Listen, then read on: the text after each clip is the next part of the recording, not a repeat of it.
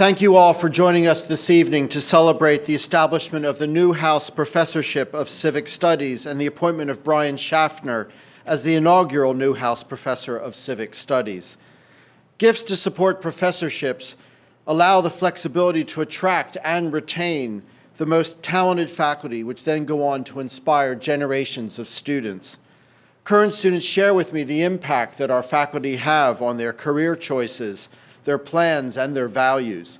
Alumni who I meet on and off campus and around the world share warm memories of their favorite faculty, whose impact lasted long after graduation. And faculty research and scholarship really is at the bedrock of our mission.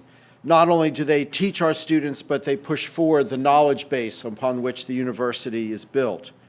And I'm truly grateful to the Newhouse Foundation and Michael and Elise Newhouse for their ongoing support of Tufts University.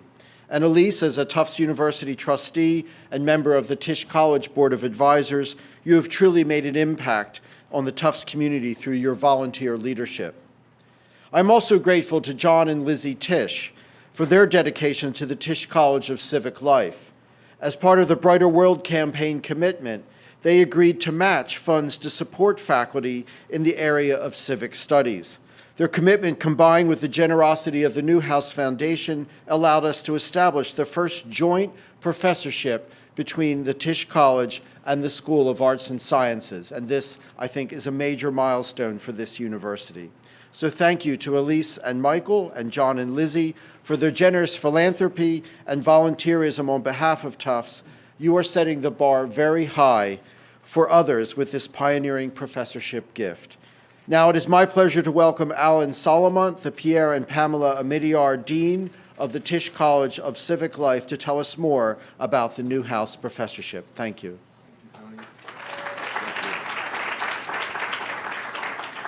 Well, thank you very much, Tony, and thanks everybody for attending today's lecture and for officially welcoming Dr. Brian Schaffner to Tufts University. It's especially good to be here with our colleagues from Arts and Sciences, especially from the Department of Political Science. It's great to welcome members of the Board of Advisors of Tisch College who are having our spring meeting tomorrow. You know, the timing of initiating the Newhouse Professorship in Civic Studies is especially fortuitous and important in our current political climate. More than ever, our students and people generally and the entire Tufts community are interested in engaging in a debate about civic life, how we improve it, if not how we repair it. With the new major in Civic Studies launched this past fall, more and more Tufts students are enrolling in Tisch-sponsored courses, and they have the opportunity to learn from leading experts and outstanding faculty like Brian Schaffner and Peter Levine and Jonathan Garlick and others. And at the same time, students have access to groundbreaking civic studies research in real time as it happens. This is a very critical and exciting time to be teaching the next generation of leaders about social change and civic engagement.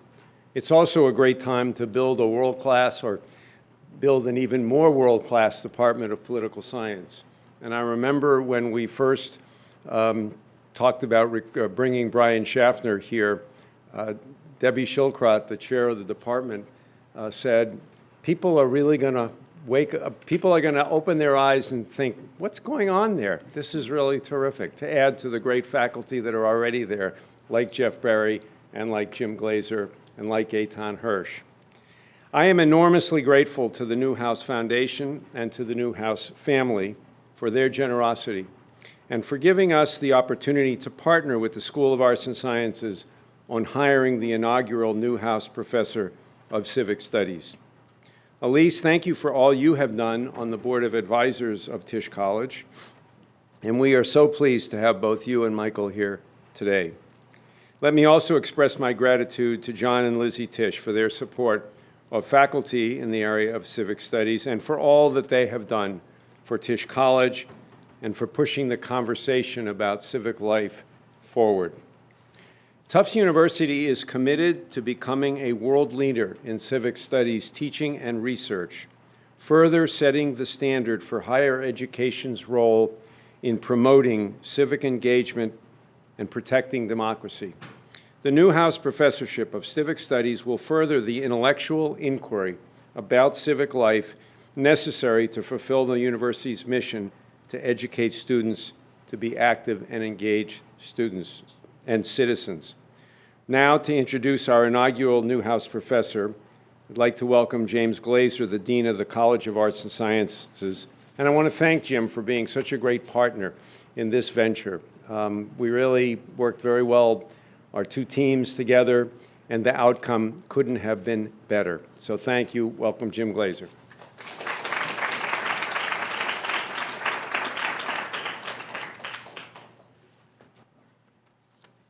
Thank you, Alan, and right back at you. I mean, I really feel like we have forged a really positive, happy, productive relationship, and the university has benefited from it, I think. And your spirit is really important to that. So thank you. And Elise, Michael, thank you. Thank you so much, and to the Newhouse Foundation for your generosity and for making this possible. I know now you've met some students who've had the great fortune to be in Brian's class, what kind of impact he's having on our students. And this would not be possible without this gift and your generosity, and we really, really appreciate it. Our recommendation of Dr. Brian Schaffner, to be appointed to the Newhouse Professorship of Civic Studies followed a comprehensive search. We had a cornucopia of candidates for this position, and it did require the two schools to be able to get on the same page because there were so many choices and so many great choices. But we were able to identify the right person for this, the creative, compelling, exciting, entrepreneurial difference maker that Brian Schaffner is.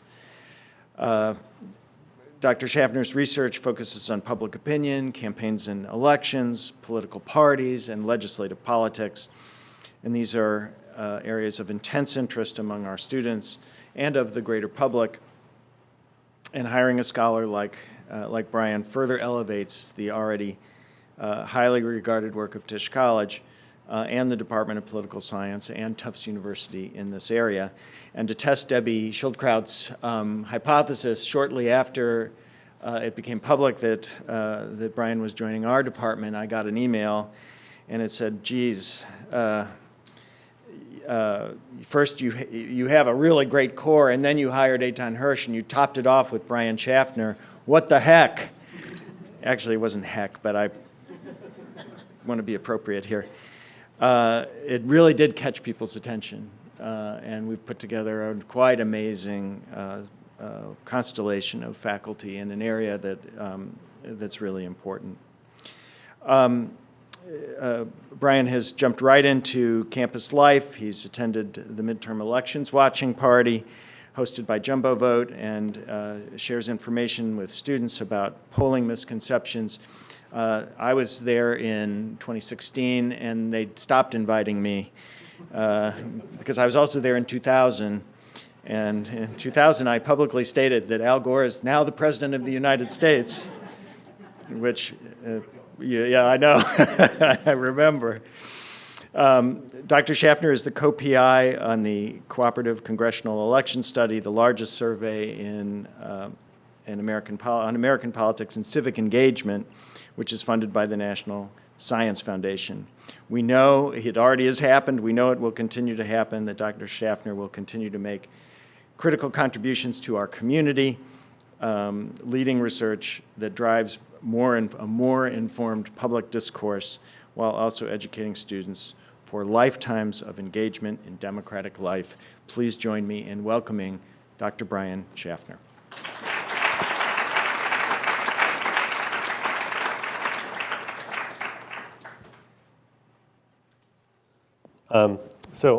Thank you so much to everyone who sort of made it possible for me to be here today, and thank you all for coming. I'll even thank my students who are required to come for coming. something from this will be on the test. So today I'm going to talk about some research that I've been doing. I think a lot of political scientists I think when something as surprising as the 2016 election outcome happens, I think you deal with it in different ways. And I think like a lot of political scientists, one way that I've sort of dealt with it is by trying to understand it as much as possible, and not understand why what happened, why we got the outcome we did, but also try to understand sort of what are the consequences of that.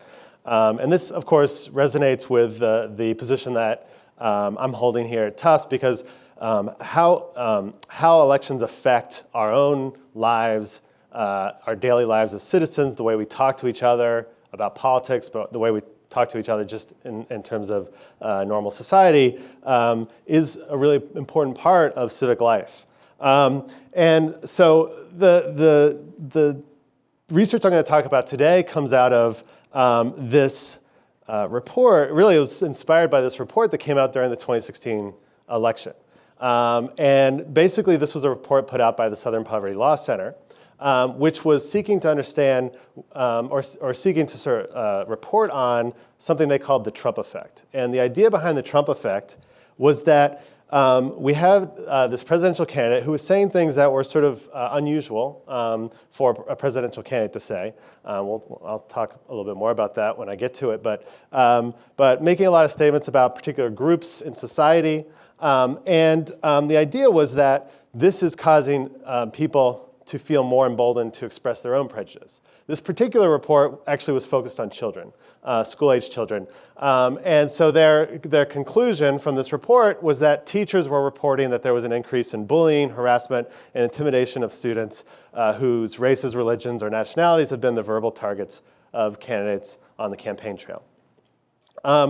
Now, so the basic premise here is that Donald Trump's rhetoric, both during the campaign, but of course since, has led people in society to increase the degree to which they express their own prejudice.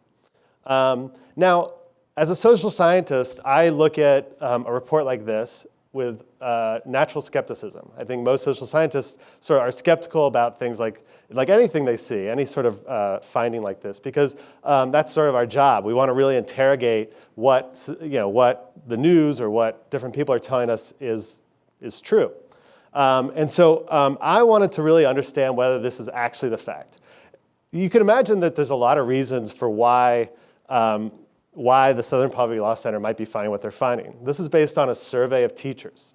So teachers are sort of reporting the behavior they see in their students. And so that it could be that this was happening before Donald Trump, right? And that Donald Trump is just sort of taking advantage of trends that were already happening in society. Maybe this is not really his fault. He's not causing this. It also could be happening because, or it also could be the case that Donald Trump's campaign is simply making teachers notice this more. Okay, it was always there, but now because this is so salient, they just happen to be noticing this more. So what I wanted to do is really put this through a bit of a more rigorous test. I wanted to see whether it's really true that if you're exposed to something, that Donald Trump says about a minority group that's particularly explicit, in terms of its xenophobia or racism or whatever, whether that really does make you yourself express more prejudice. So briefly, I want to just talk about the idea behind what's going on here and sort of the psychological mechanisms that I think are at play. And social psychologists in particular have studied this notion of prejudice and how people and when people express prejudice for many, many years. And there's a model of how people think about this called the justification suppression model. And the basic notion behind the justification suppression model is that in our natural state, everyone is suppressing their prejudice to some extent, right? So we all have some level of internal prejudice. That's sort of how prejudiced we actually are. And then we have sort of what we're willing to express, either in polite company or even privately on a survey. Okay, but generally speaking, it's thought that most people suppress to some extent their prejudice. Okay, but in some cases, there's sort of life or society or something that happens that gives someone justification to relax that suppression. People feel more justified to express more prejudice. Okay, so an example of this that has been shown in the social psychology literature quite a bit is that if you sort of expose people to sexist humor, then in the wake of that, people are more likely to endorse sexist statements. Okay, and the idea there is that, well, you've sort of introduced sexism in a way that's sort of non-threatening by making it humorous, and therefore that makes people feel more justified to express sexism themselves. So what I think might be happening here, if in fact this is what's happening, is that we have society where people were suppressing their prejudice to some extent, and then what we might be introducing is two different types of justifications for why people might relax that suppression. So one of those justifications would be what's called partisan motivated reasoning. The basic idea behind partisan motivated reasoning is just that when people think about groups or think about issues or think about anything regarding politics, they are relying on different motivations. And one motivation might be just to support their party. Okay? So you can imagine, like, if you're a Republican and you generally would suppress your prejudice, but now the Republican candidate is saying a lot of prejudiced things, that might make you feel more justified to express prejudice yourself just to sort of cheerlead for your party's presidential nominee. Okay. What might also be happening here is that when a important candidate or important politician is saying things on the campaign trail, it might also send signals about social norms, what is and what is not acceptable behavior. Okay. And so it might be the case that people thought sort of the norms were, that we should express like maybe this much prejudice is okay. And then they hear a candidate who's somewhere up here and they say, oh, well, maybe I was wrong. Maybe actually it's okay to say or express more prejudice than I was. So these are the two ideas about what I think might be going on here. Now, the question is, how do you really study this? Because how do we know if Trump is causing this or not? And really the only way to know whether one thing is causing another thing is to somehow figure out a way to demonstrate this in an experimental way. And so that's what I set out to do during the 2016 campaign. So during the 2016 campaign, Jim mentioned that I'm the co-PI of this large nationally representative survey called the Cooperative Congressional Election Study. During October, we were fielding our pre-election questionnaire. And on that survey, for about almost 1,200 white adult respondents, I embedded an experiment to try to see whether this Trump effect was actually happening. And the basic idea behind the experimental design is that what I don't want to do is say like, hey, here's a racist thing Trump said. Now, would you like to say something racist, right? Like that's just too obvious. There's all sorts of problems that introduces in the experimental protocol. So I wanted to disguise it, okay?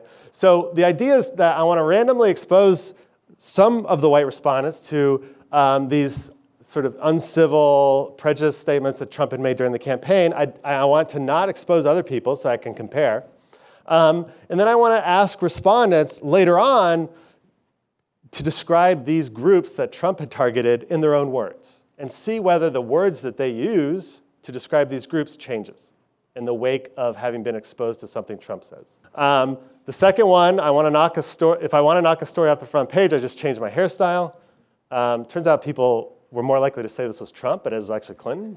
They were very unsure. People really didn't know.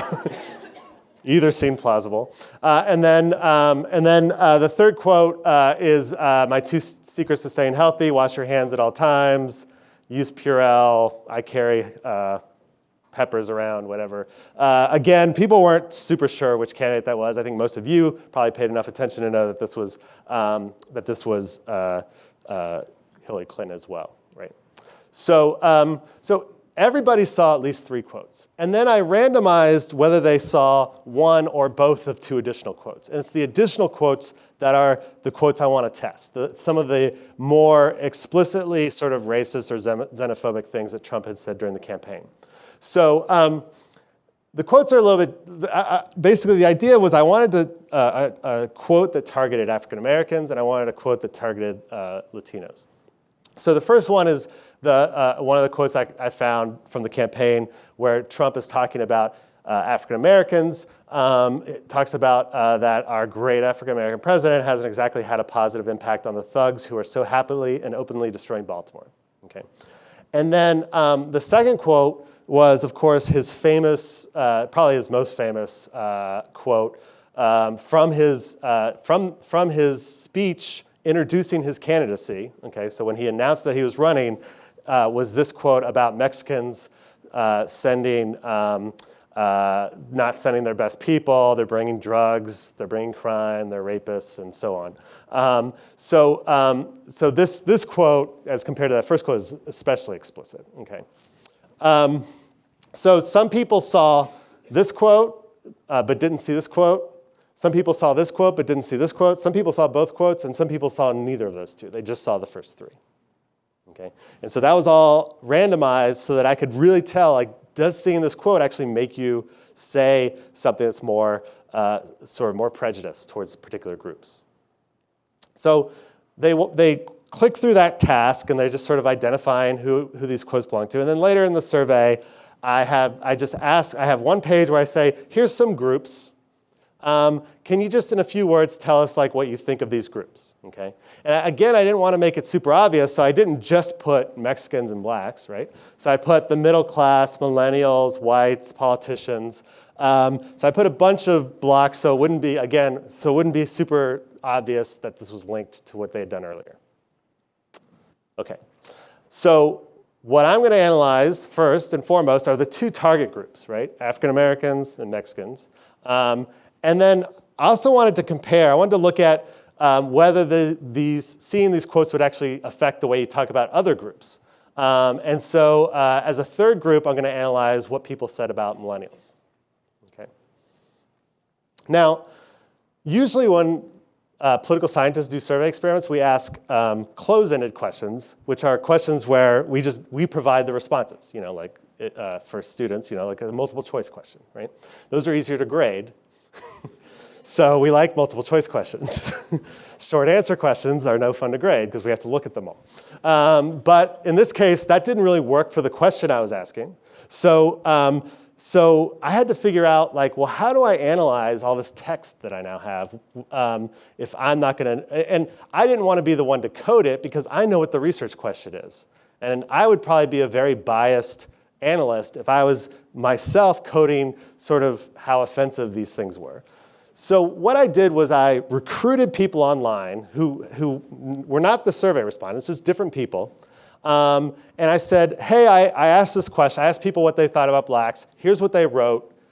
How would you rate this comment on a 0 to 100 scale from very negative to very positive?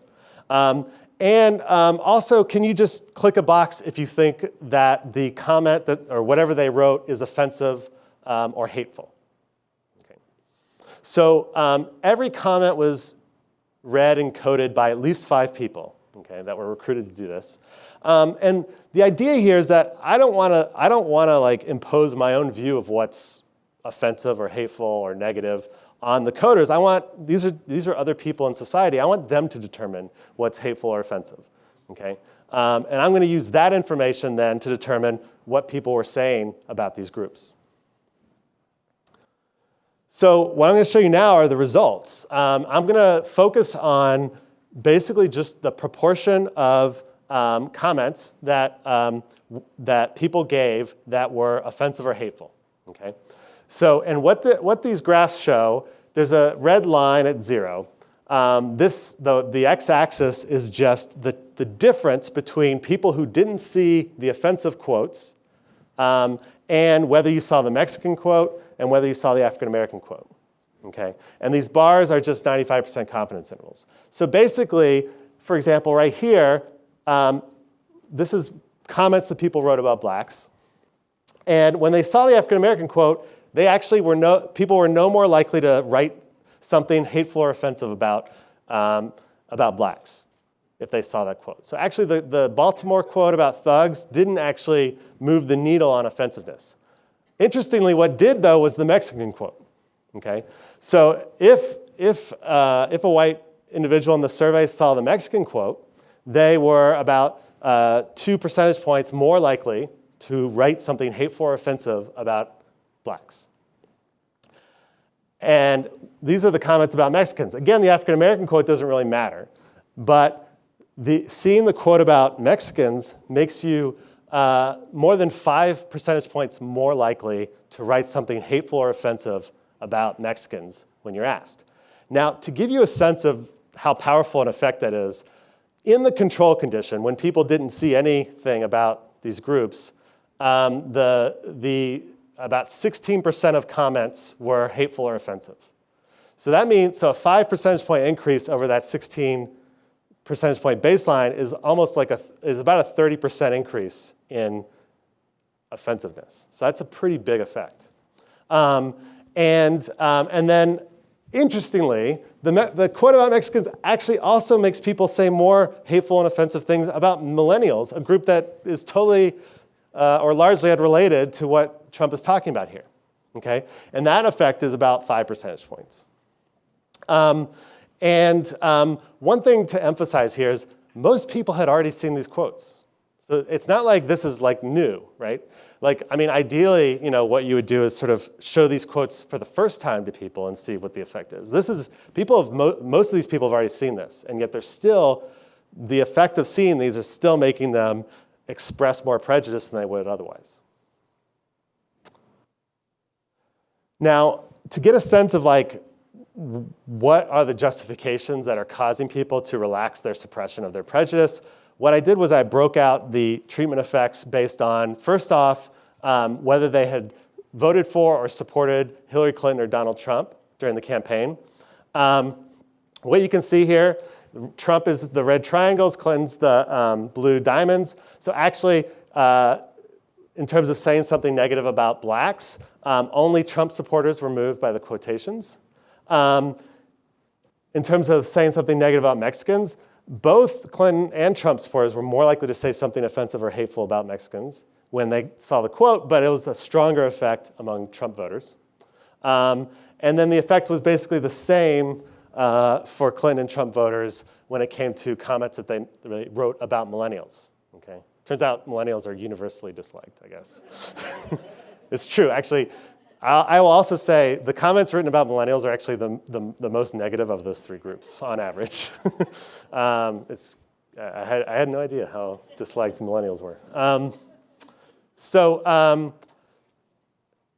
Then to get a sense of how much of this is about norms, a question that I had on the survey was, have you talked to basically it was like a long list of groups. And the question was, of the following groups, have you talked to any member of these groups about politics over the past month? Okay. And so this is basically just breaking it out by whether or not the person had said yes or no that they had talked to at least one black person about politics during the previous month. Okay. If you had talked to some black person during the previous month, seeing these quotes didn't really affect you. But if you had not, seeing the Mexican quote actually made you say more offensive or hateful things about blacks. And you see something similar there, actually both, whether you had or hadn't, that does move you, but it moves you much more if you had not talked to any Hispanic person during the previous month. And so the idea here is that if you don't frequently engage with members of a group, you're less likely to probably have a strong sense of what the norms are about what is and is not okay to say. And therefore, you're more likely to sort of react to the cues that you see from politicians. So there's some evidence of that happening here. Now, like any skeptical political scientist, I want to put this to the test again. And so I reran an experiment in 2017. So now Trump is president. I went back and tried to find a different target group that we could look at. So what I looked at in this case was something he had said basically about Muslims, people coming out of mosques with hatred and death in their eyes and on their minds. But I also wanted to see whether something offensive that Clinton had said might actually affect what people said perhaps about relevant groups. And so I used Clinton's basket of deplorables comment. The racist, sexist, homophobic, xenophobic, Islamophobic, you name it. So this sort of got her in trouble during the campaign. You could imagine that it's sort of implicitly about white supporters of Trump, so maybe sort of thinking about white people in general. In this case, I'm going to look at what people wrote about Muslims. I'm going to look at what they wrote about whites, and I'm also going to look at what they wrote about blacks, just as sort of the third group to compare to. So seeing the deplorables quote, seeing the Muslim quote doesn't really affect whether you write something offensive or hateful about blacks. Seeing the Muslim quote does make you write something more hateful or offensive about Muslims. But interestingly, seeing the deplorables quote actually moves you in the opposite direction. And so there might be, this is like a sense that maybe it's the case that when people see a quote calling out sort of, racism, Islamophobia, that kind of thing, that it might help to mitigate these effects, right? So if you compare these two, you can imagine that, well, if I saw the quote, it moves me in one direction, but if I saw the deplorables quote, well, it moves me back, basically, and it would sort of cancel out. Okay. So let me sort of wrap up and summarize what I've shown you so far. So exposure to prejudiced comments made by Trump does appear in two different surveys to increase the propensity to make offensive remarks about important target groups. Sometimes the effects are not entirely limited to Trump voters. So remember, comments that people wrote about Mexicans were that even Clinton voters were more likely to write something offensive or hateful about Mexicans when they are exposed to the Trump quote. The effects tend to be larger among people who do not frequently engage with members of those groups. Okay, so people for whom maybe the norms are not as clear or as salient. The offensive remarks are not always confined to the group that Trump targeted in his quote. So, for example, we saw that seeing the Mexican quote actually changed what you said about blacks and millennials, right? So what does this all mean, and sort of where do we go from here? So I've given a lot of talks since the 2016 election. One of my pieces was basically about sort of the role of racism and sexism in electing Trump, and then I started working on this work, and I've given a lot of talks that end in a really depressing way, because the findings can be somewhat depressing. But I think there's some encouraging trends recently. I'll say that first off, we need to think about elites in the current climate. So there's a political scientist at the University of Michigan who, with some colleagues, had been running experiments even before the 2016 campaign. And those experiments had been showing that that people no longer enforced the so-called norm of racial equality. What's the norm of racial equality? Well, original research done back in like the 80s, early 90s, basically showed that candidates could not make explicitly racist statements on the campaign trail, or else voters would vote against them. Okay? And this finding had been shown early on, and people sort of had believed this was the case. And then Trump comes along and sort of seemingly challenges that conventional wisdom. And it turns out these political scientists had actually been doing experiments before the rise of Trump, already showing that actually people were no longer enforcing the norm of racial equality, that people would no longer punish a candidate for making explicitly racist statements on the campaign trail. So that in and of itself is sort of an important finding, because it means that candidates are no longer necessarily, or candidates now don't have a disincentive to say these things on the campaign trail, and they may actually have an incentive to do so. It's especially troubling if you sort of take these findings and follow from that, because if candidates feel like it's okay to say these things, they're not going to get punished for saying these things on the campaign trail, and then people react to them by themselves expressing more prejudice, then that's likely to lead to this vicious cycle where now candidates feel, oh, well, now people are sort of expressing more of this prejudice, so that's actually what I should be campaigning on. So there's even more of an incentive to campaign on those things.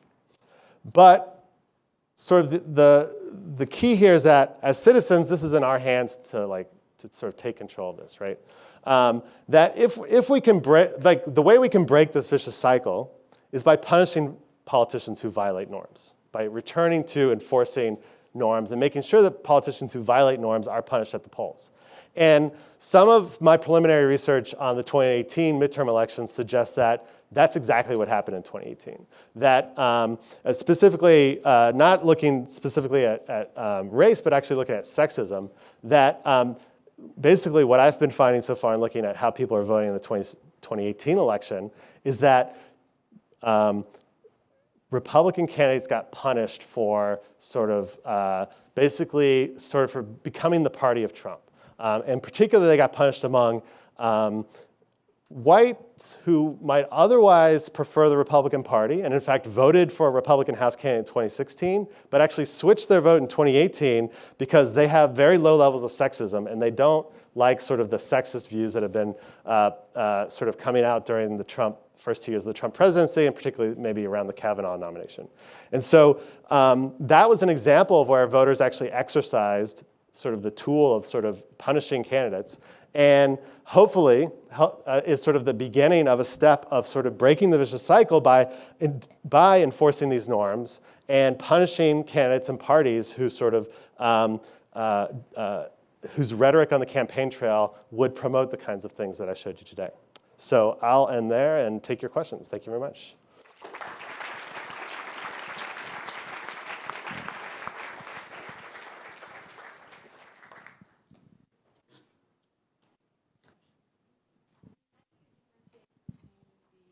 Oh, sorry. Thank you. How do you know that the last election that they were punishing the politicians and not looking for some balance in our government? Yeah, it's a good question. So a couple of things I've looked at. One is, so we have ways of measuring people's underlying racial attitudes, their underlying sexist attitudes and that kind of thing. So we're able to measure that. And then basically what I looked at was whether sort of sexism is a strong predictor of switching your vote from 2016 and 2018. It's sort of interesting. What you see is that in 2016, sexist attitudes were strongly related to whether you voted for Trump or Clinton, but they actually weren't strongly related to whether you voted for Republicans in other races. In 2018, it becomes the case that does become a strong predictor. And so the fact that all of a sudden that dimension becomes much stronger in 2018 suggests to me that it's not just about balance, in some ideological sort of perspective, but rather that this dimension is now more salient for voting in elections, and that's sort of the reason I'm sort of taking that away from that.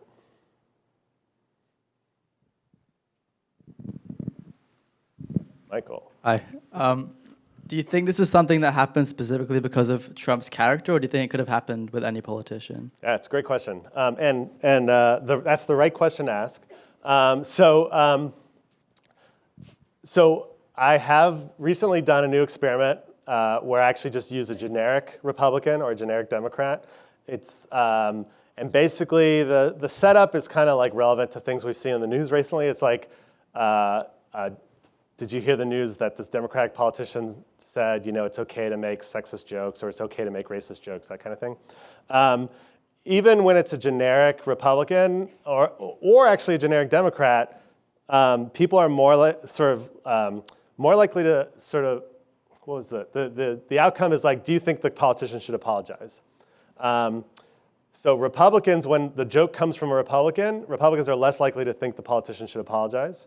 When it comes from a Democrat, Democrats are less likely to think the politician should apologize. So I don't think it's just a Trump effect. I think it's really a partisan effect, along with sort of these elite cues about norms that,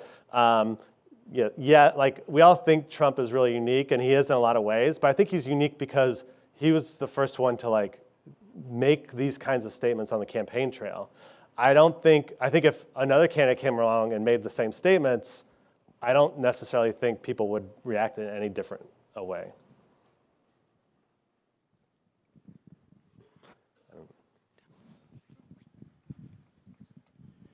What's your point of view, or have you seen or done any research on the prejudice piece versus the expression of prejudice? So, meaning, is there any case to be made that the Trump effect actually increases people's prejudice versus just increasing their likelihood of expressing the prejudice? That's the million-dollar question, and that's where sort of,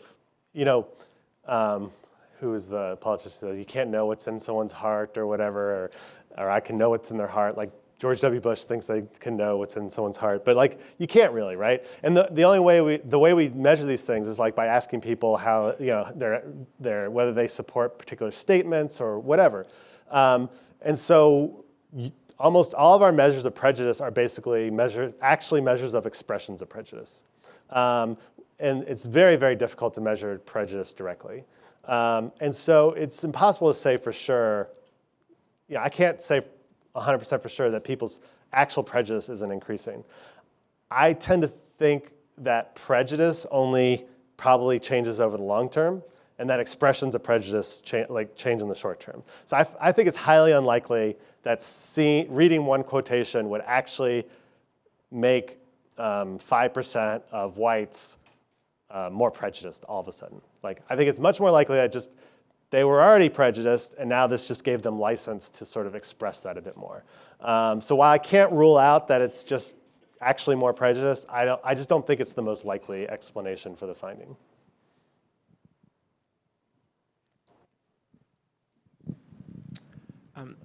Thank you. I thought it's very interesting. My name's Nicholas. I'm a student at the Fletcher School. I'm wondering whether you've investigated any link between higher expressions of violence and of prejudice and a spillover into conduct. So, and in terms of enforcing norms, it's very difficult to police speech or thought without clear indicators of incitement or advocacy of violence. But we've also seen hate crimes double nationally in the past couple of years. So I'm wondering, do you see those norms changing? Right. Yeah. I mean, I think the way I would characterize my research is trying to give us more insight into like those patterns, like whether it really is sort of this elite rhetoric that's causing this. Because every university has an institutional review board, and they get to decide what kinds of research you're allowed to do on humans, and they don't really let us try to like incite violence. Because they don't really want, So like that's sort of a limitation. Like there's only so far we can go with actual behavioral measures of like, like trying to, an experiment like this. I would never want to induce someone to like actually do something like that was physically harmful.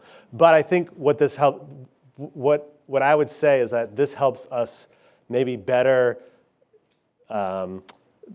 makes a more convincing case that it really is like the cues that we're getting from politicians that's driving this, that is an important dynamic. So, why I can't, yes, the observational findings are there, and we can't be 100% sure. Like, I think if I combine this experimental finding with what we know about like the data that's being collected, I would say I think, yeah, our politicians, especially, the one in the White House, is probably, at least to some extent, responsible for what's happening.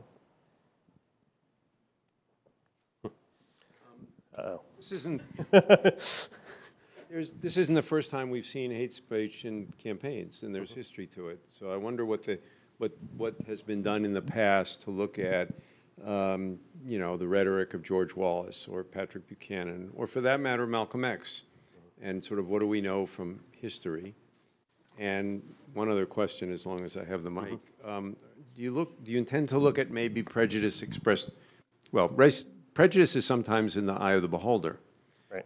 So there's been some public comments from political leaders that have been described as anti-Semitic, and there's been discussion about that and what the impact is of that on other, prohibitions. So maybe two somewhat different questions. Yeah. Honestly, a lot of the campaigns like George Wallace and that kind of thing come, I think, before sort of, we might have like similar data to what we have now, showing that like, oh, when Wallace went somewhere, like I actually don't know, but maybe we have data on like when Wallace went and spoke somewhere, like, there was more violence after the fact, which is sort of the kinds of findings that people are talking about here. But we weren't doing like experimental work like that back then. But I will say that like this, what I'm showing you is actually pretty consistent with what social psychologists have found in some different settings. So like one example is that social psychologists usually do their experiments on students. So there's this for course credit. So there's I just make my students come to my lectures for course credit. So there's this experiment that's been done several times where they are purporting to just be wanting to ask people about like their views on race relations or whatever. What they do is they have the person sort of sit in the waiting room outside where they can actually hear the other interview, and they randomize, like the person inside is actually in on it, he's a Confederate, and that person either says like a lot of racist things or doesn't say a lot of racist things. And based on what is said before the person goes into the room, that actually affects how the person who goes in the room answers those questions. So like, I think there's a lot of evidence like that people do take cues like this. So, that's sort of an answer to the first question. The second question, sorry, remind me, it was? Whether you intend to look at other expressions of prejudice that are being claimed like the Oh, right. Yeah, I mean, yeah, so the one, I haven't looked at the anti-Semitic stuff. The other area where I've been doing a lot is on sexism. For example, on in 2016, the same survey, I asked a question that had basically just two versions. It's a very simple experiment. In one version, I say, imagine you heard an acquaintance call a woman a dog or something, and I don't know, two things that Trump had said about women on the campaign trail. So in one version that's just like, imagine you heard an acquaintance say this, how would this make you uncomfortable or comfortable or neither or whatever? And then the other version, it was just like, Trump said these things, does this make you comfortable or uncomfortable or what? So when it's just an acquaintance, Democrats are more likely to be uncomfortable than Republicans, just in the baseline condition. But when it's attributed to Trump, Democrats are still just as likely to be uncomfortable with that remark. Republicans are 20 percentage points less likely to say that they're uncomfortable with those remarks. So there's a huge effect. And that effect holds for both men and women in the Republican Party. So both men and women move the exact same amount. And so I've replicated that finding as well. And it's pretty clear that like people are willing to sort of, and in fact, just today I was running a new experiment, but because I just want to test these things on Democrats too. I don't just want to like do this with Republicans. So today I was just running something similar with Biden, and to see whether you would get the similar finding on the opposite side. So I don't know yet. I don't have the data yet, but like, but yeah. So I've been looking a lot at the sexism, like the sexist stuff, to see how that's sort of influencing things. I haven't looked at the anti-Semitism stuff yet, but yeah. Oh, sorry.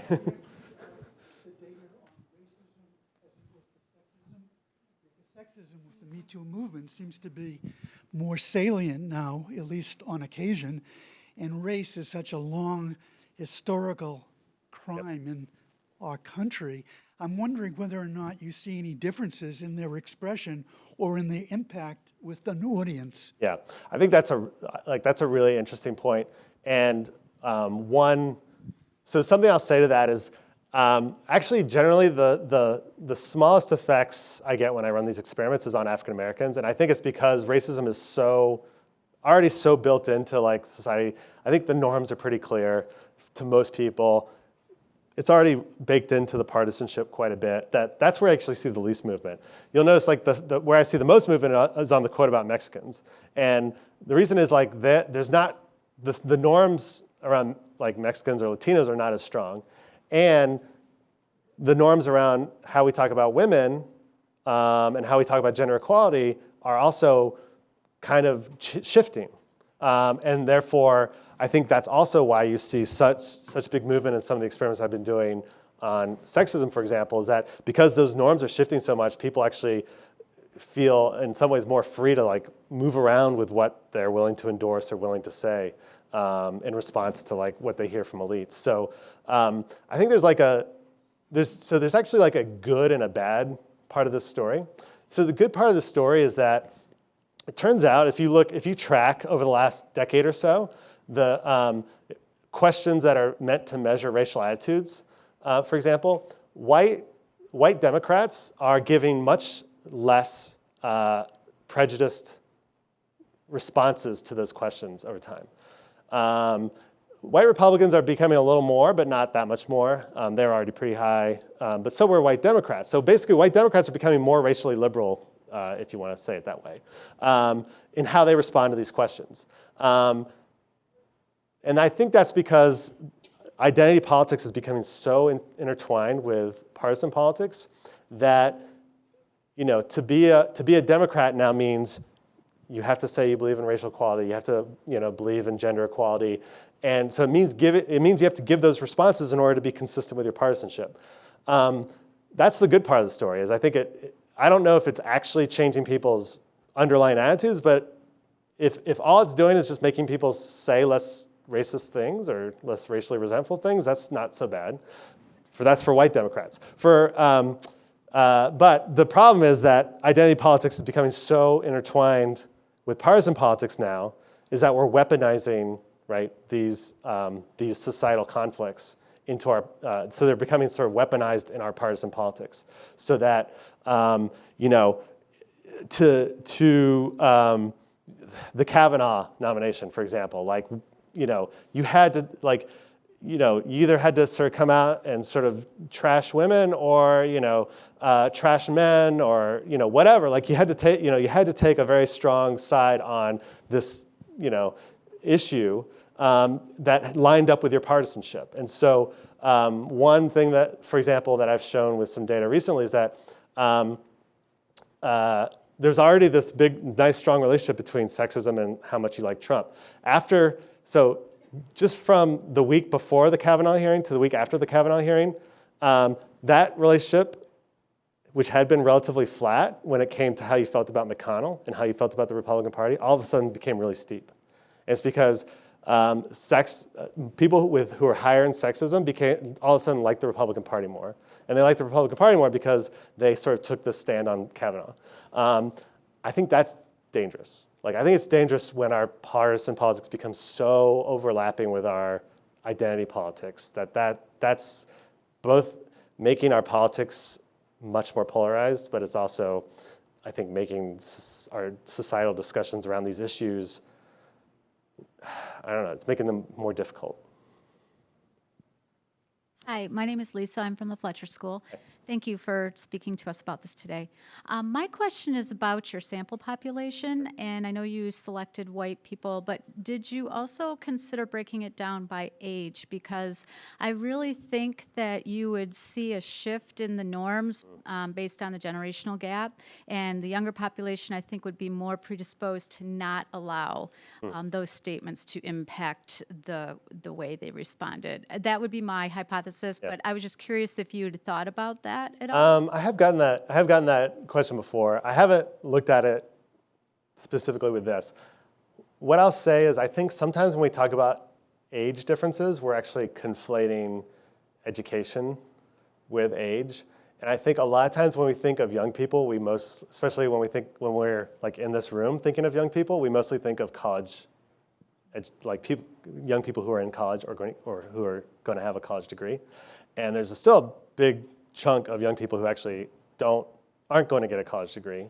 And really what's a stronger predictor of these types of attitudes is not as, age is definitely a predictor, but what's really a strong predictor is education.